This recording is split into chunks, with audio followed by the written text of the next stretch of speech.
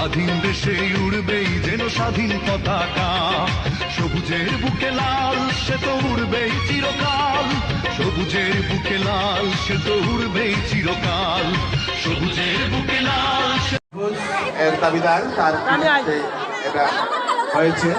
ধন্যবাদ জানাই জনাব বদিউল আলম মাহফুজকে।